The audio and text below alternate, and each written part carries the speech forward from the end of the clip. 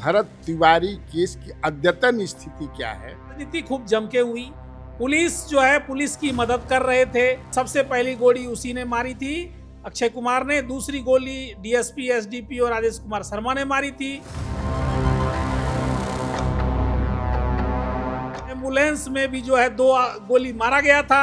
उसके ड्राइवर को अभी ढूंढा जा रहा है। कि मान लीजिए कि जो न्यायिक जांच हो रही है तो न्यायिक जांच में ये होगा ना कि आखिर कौन मारा, कैसे मारा गया। ऐसा इसलिए किया गया क्योंकि एसडीएम संजीत कुमार पूरी साजिश रच करके जो है मुख्यमंत्री को गुमराह किया गया। भरत तिवारी उसको एक्सपोज कर रहे थे। बिल्कुल, कई दिनों से वो वीडियो लाइव जा रहे थे। सरकार के स्तर पर तो इस केस में बहुत कुछ किया जा चुका है। इसमें जो बड़ी बड़ी मछली है वो छुप कर बैठी है और जहाँ जहाँ भी बैठी है उनकी अरेस्टिंग होनी चाहिए। 5 अलग अलग हथियार से गोली चली है, तो आप ये समझ सकते हैं कि क्लियर है, मैंने 5 हथियार भी था। 5 हथियार वो भी अलग अलग। भरत तिवारी की माँ से, पिताजी से, अब वो लोग क्या चाहते हैं? जो आप बोल रहे हैं यही चाहते हैं। एसडीएम जो साजिश करता है और जो एक नेता का नाम आ रहा है, इन सब की जल्द से जल्द गिरफ्तारी हो। क्या लगता है कि सरकार बचाना चाहती है? जितने लोग क्रिमिनल्स है, जितने लोग नक्सलाइट हैं, जो लोग चाहते हैं कि मैं सुधर जाऊं, उनको ये भय बैठ जाए कि मैं सरेंडर कर दूं और उसके बाद भी मुझे गोली मार दिया जाए, तो क्या कोई अपराधी फिर से सुधरना चाहेगा? नमस्कार, खबर पॉइंट में आपका स्वागत है। मैं कन्हैया भेलारी। आज हम बात करेंगे भरत तिवारी कांड पर। भरत तिवारी कांड पर बहुत राजनीति हुई, बहुत कुछ हुआ। सरकार ने गलती मान ली और एक तरह से उनको शहीद भी घोषित कर दिया गया, भरत तिवारी को। आज मेरे साथ हैं जो भरत तिवारी का केस देख रहे हैं, सुप्रीम कोर्ट के वकील हैं संजीव कुमार सिंह। दाहिने साइड में आप देख रहे हैं, काला कोट में हैं, टाई भी लगाए हुए हैं, आप समझिए कि वकील हैं। और बाएं साइड में सोशल वर्कर हैं प्रिया सिंह वत्स। बिहार में रह करके ये सामाजिक कार्य करती हैं, मूलतः रहने वाली हिमाचल प्रदेश की हैं, है ना? मेरी माताश्री हिमाचल प्रदेश की है। मेरी माताश्री हिमाचल प्रदेश से, मेरे पिताजी बिहार से हैं। अच्छा, ओ तो मैंने 50-50 तो आज हम बात करेंगे उसी पर कि क्या भरत तिवारी केस की अद्यतन स्थिति क्या है। तो बेहतर उस पर जानकारी देंगे हम लोगों को संजीव कुमार सिंह, जो एडवोकेट हैं, जो केस को देख रहे हैं। आप बताइए। भरत तिवारी हत्याकांड में एफआईआर नंबर 178/2026 थाना शाहपुर, जिला भोजपुर में दर्ज हुआ, जिसमें कि मुख्य आरोपी एसडीपीओ, जिसको डीएसपी बोलते हैं, राजेश कुमार शर्मा। दूसरा आरोपी राजेश मालाकार, एसएचओ थाना शाहपुर। और तीसरा आरोपी अक्षय कुमार। चौथा आरोपी जो मुख्य साजिशकर्ता माना जाता है एसडीएम जगदीशपुर के, जिसका नाम संजीत कुमार है। और उसके बाद एसटीएफ के जवान विकास कुमार, उसके बाद अंकित आर्यन, उसके बाद रामचंद्र और अन्य। कुल मिलाकर के इस हत्याकांड में 12 लोग, जिनका चेहरा, मोबाइल लोकेशन, सीडीआर, फॉरेंसिक जांच रिपोर्ट्स, सारे विजुअल्स से आइडेंटिफाइड हो चुके हैं। इसके IO, investigating officer, DIG Shahabad range के हैं। सबसे पहले मैंने 24 जून को इस हत्याकांड, जो भरत तिवारी हत्याकांड जो हुआ था, 17 जून 2026 को हुआ था। 24 जून को महामहिम राष्ट्रपति महोदया के यहाँ मैंने याचिका लगाई थी। उसके बाद 2 जांच शुरू हुआ, प्रशासनिक जांच और पुलिसिया जांच।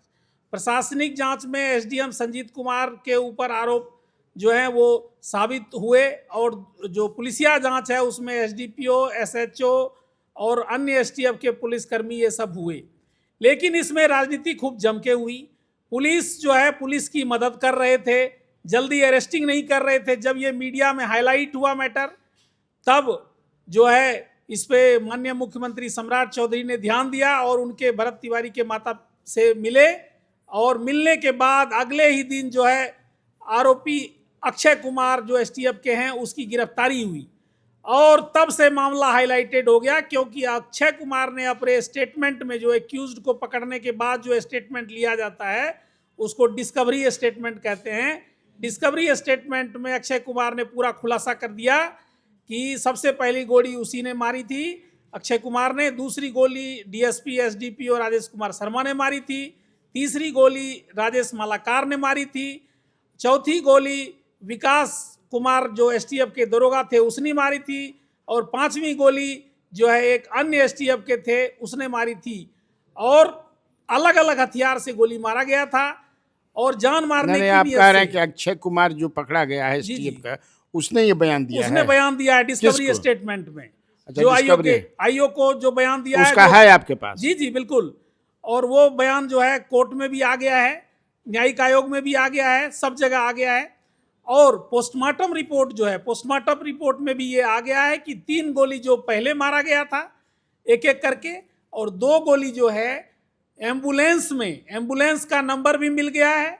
एम्बुलेंस जो है BR01 और 8806, ये पूरा एम्बुलेंस का नंबर भी मिल गया है, जो कि शाहपुर सदर हॉस्पिटल का एम्बुलेंस है। और उस एम्बुलेंस में भी जो है 2 गोली मारा गया था। उसके ड्राइवर को अभी ढूंढा जा रहा है क्योंकि वो आई विटनेस है। उसमें 2 गोली में से 1 गोली जो है इसी एसएचओ ने, राजेश मालाकार ने मारा था, और दूसरा गोली दूसरे एसटीएफ का जो सिपाही उसमें बैठा था उसने मारा था। 2 गोली इसलिए अंदर में मारा गया था 15 मिनट बाद कि 3 गोली जो पहले लगा था उससे ये बच जाता, क्योंकि वो टांग में लगा था। और जो 2 गोली मारा गया वो क्लोज रेंज से मारा गया, जान मारने की नियत से। और ऐसा इसलिए किया गया क्योंकि एसडीएम संजीत कुमार और वहाँ के एक स्थानीय नेता जो पूर्व मंत्री भी रह चुके हैं, जिनका नाम मीडिया में चल रहा है, लेकिन मैं अभी नाम डिस्क्लोज नहीं कर रहा हूँ, वो मीडिया में नाम चल रहा है। उन्होंने एसडीएम संजीत कुमार से बात करी, डीएसपी राजेश कुमार शर्मा से बात करी, और इसके बाद पूरी साजिश रच करके जो है मुख्यमंत्री को गुमराह किया गया। पुलिस हेडक्वार्टर को गुमराह करके एसटीएफ को मंगाया गया कि झूठे यहाँ आर्म्स हैं और अन्य चीज़ों को, बेकार चीज़ों का इंफॉर्मेशन देकर एसटीएफ को बुलाया गया।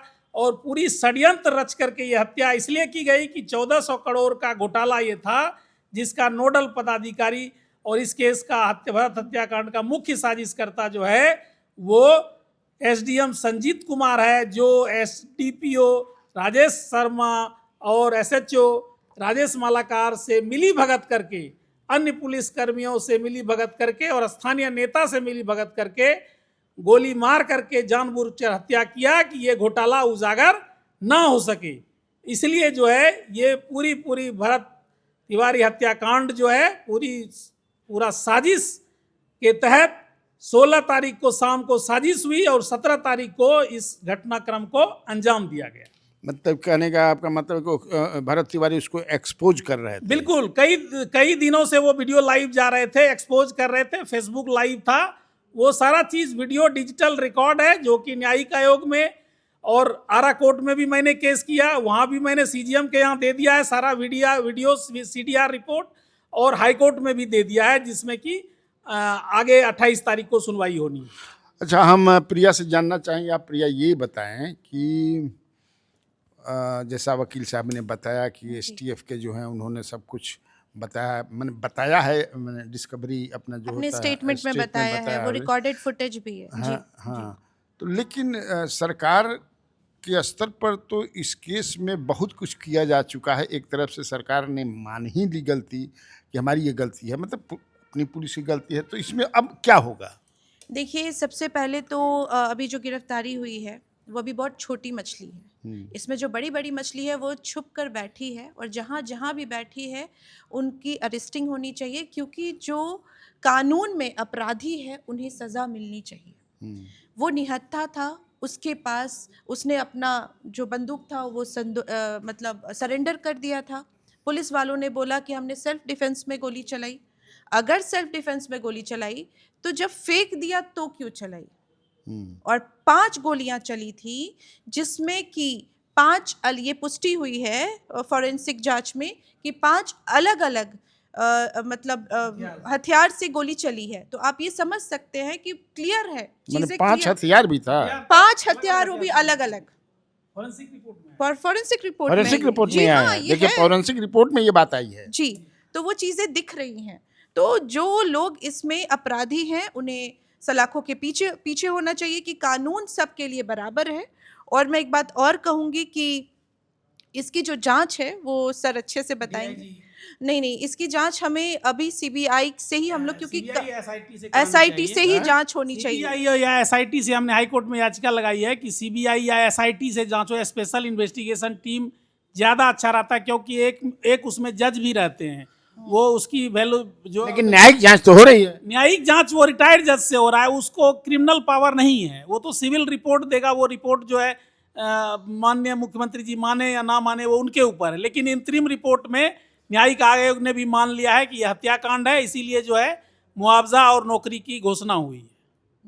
अच्छा, हाँ, क्या बता रहे थे? तो इसकी जांच उनके थ्रू होनी चाहिए। और उससे क्या होगा, जैसे कि आपसे बात हो रही थी थोड़ी देर पहले, तो आपने कहा कि बिल्ली को दूध की रखवाली करने देंगे तो क्या वो बिल्ली वो क्या रखवाली करेगी, वो तो दूध पी जाएगी। तो उनके नज़र में सब कुछ है, तो पुलिस पे कार्रवाई होनी है, जो अपराधी पुलिस है, मैं सबकी बात नहीं कर रही हूँ, तो उनको रखवाली करने क्यों दिया जाएगा? जो लोग इसमें इन्वॉल्व है ऑलरेडी, तो उन्हीं को रखवाली नहीं, करने आप लेकिन दे जब रहे मान हैं। ले कि न्यायिक जांच हो रही है तो न्यायिक जांच भी तो कंक्लूड हो जाए, उसके बाद। देखिए, न्यायिक जांच एक लंबी प्रक्रिया है। न्यायिक जांच जो इसलिए बिठाया गया, ये पूरा घटनाक्रम क्या है वो एक रिपोर्ट सरकार को देगी, उसका FIR नंबर 178/2026 से नहीं मतलब है। FIR नंबर जो इन्फॉर्मेंट आशा देवी हैं, कंप्लेनेंट, मर्डर केस का FIR है। मर्डर केस के FIR में 24 घंटे में अरेस्टिंग होती है, क्योंकि कॉग्निजेबल ऑफेंस है। तो इसमें सरकार राजनीति करेगी या कुछ करेगी, उस और न्यायिक आयोग का इससे कोई लेना देना नहीं है।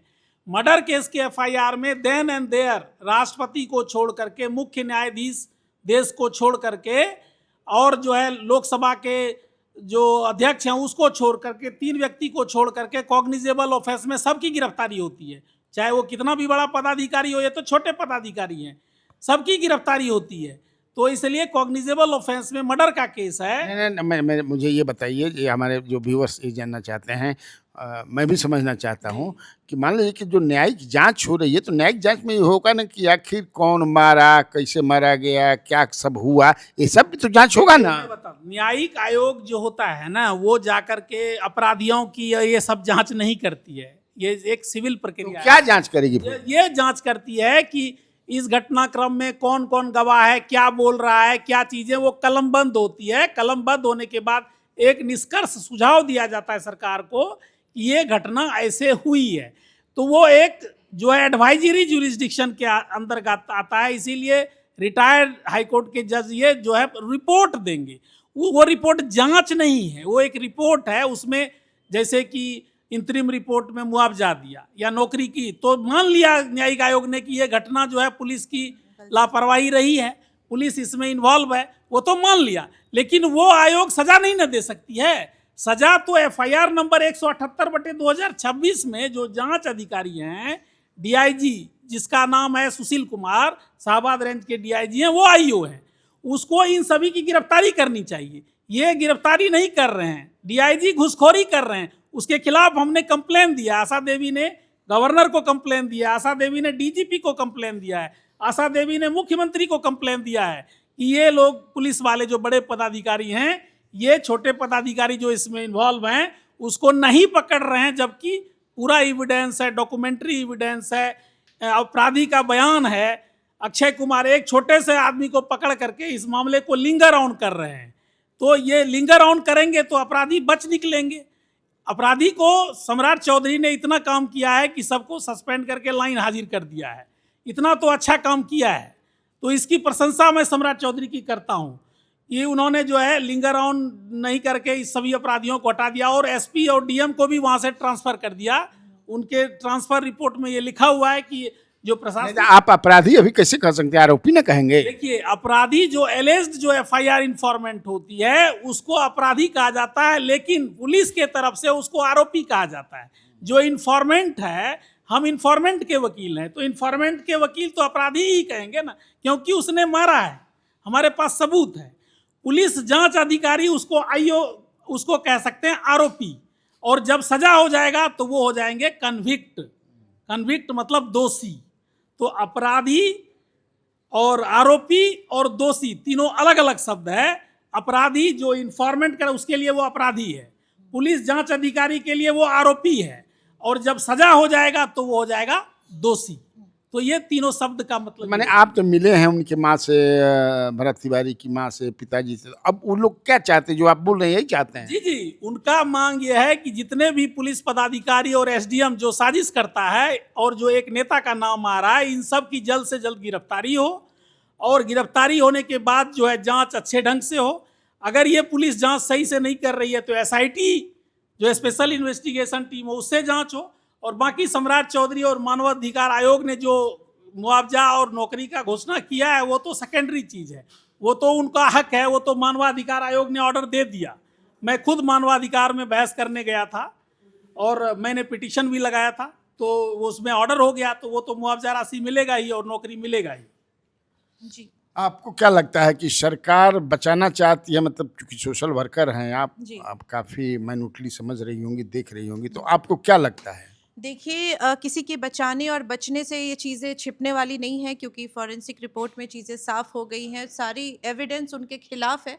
तो यहाँ बचने का तो सवाल ही नहीं उठता है, सज़ा तो मिलनी ही मिलनी है। चाहे मतलब देर हो सकता है लेकिन दुरुस्त न्याय मिलेगा, ये तो कन्फर्म है। देर हो सकता है, अंधेर नहीं होगा। अंधेर नहीं होगा, क्योंकि चीज़ें उनके खिलाफ है। चीज़ें उनके खिलाफ है और उनको न्याय करना ही होगा। अरेस्टिंग होनी ही चाहिए, क्योंकि यहाँ पे चीजें साफ है। अच्छा, मैं मैंने एक बात कितने- हाँ, एक बताइए। बात मैं पूछती हूँ।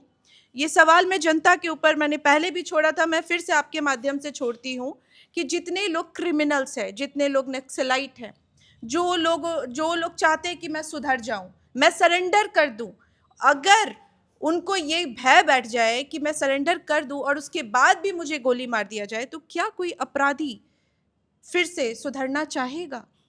भरत तिवारी के केस को देखते हुए, जबकि वो अपराधी नहीं थे, वो लगातार मतलब शोषित और जिन लोगों के साथ गलत हो रहा था उनके लिए आवाज उठा रहे थे, वो एक सोशल एक्टिविस्ट थे, उनके साथ ये घटना घटी। तो जो अपराधी है, जो सुधरना चाहते हैं, जो चाहते हैं कि हम सब के जैसा एक आम जिंदगी जिए, तो क्या वो सुधरने की भी हिम्मत कर पाएंगे? मैं ये सवाल जनता से पूछती हूँ। जी, क्या बता रहे थे आप? इसमें जो मुख्य मुद्दा है, ये शुरुआत जो हुई है आज से 1.5 साल पहले, 2025 से ये मामला शुरू हुआ। भरत तिवारी एसडीएम के ऑफिस में, डीएम के ऑफिस में कई आवेदन दिया था और मंत्री के द्वारा भी आवेदन भिजवाया था फॉरवर्ड करके, जिसमें जवनिया विस्थापितों के लिए जो है वो अच्छे घर, पक्के मकान, ऊंची जगह पे भरावट करके, और जो आवासीय सुविधा होती है, इस सब के लिए काम कर रहे थे। उसका रिकॉर्ड है, उसका लेटर है, सारे लेटर जो है एक्सपोज किया गया। और भरत तिवारी जो हैं बीएससी ऑनर्स हैं आगरा, वहीं आरा यूनिवर्सिटी से, वो पढ़ा लिखा नौजवान था, कुंवर से यूनिवर्सिटी। जी। तो इस प्रकार से जो है वो ये काम कर रहे थे, सामाजिक मुद्दों को पूरा ला रहे थे, वो तो समाज का काम कर रहे थे। तो उनसे जो है स्थानीय नेता और एसडीएम और स्थानीय प्रशासन उनके इस एक्सपोजर से, जो जवनिया विस्थापितों के पैसे का जो घोटाला कर रहे थे उसको वो एक्सपोज कर रहे थे, इसी से डर करके, साजिश रच करके इनकी हत्या की गई। सुना आपने, वकील साहब या सोशल वर्कर जो हैं प्रिया जी, इन दोनों का कहना है, और जितना मैं समझ रहा हूँ कि सरकार ने भी तो स्वीकार ही कर लिया एक तरह से, न्याय मिला लेकिन अधूरा है, पूरा नहीं है। और भरत तिवारी जो है 1.5 साल से भ्रष्टाचार को उजागर करने में लगे हुए थे, और कैसे षड्यंत्र करके उनकी हत्या कर दी जाती है, पुलिस द्वारा हत्या की जाती है। तो चलिए, उम्मीद रखते हैं हम, उम्मीद पर ही दुनिया है कि निश्चित तौर से सरकार जो है न्याय दिलाएगी। कैसा लगा ये एपिसोड, कमेंट बॉक्स में ज़रूर बताइए।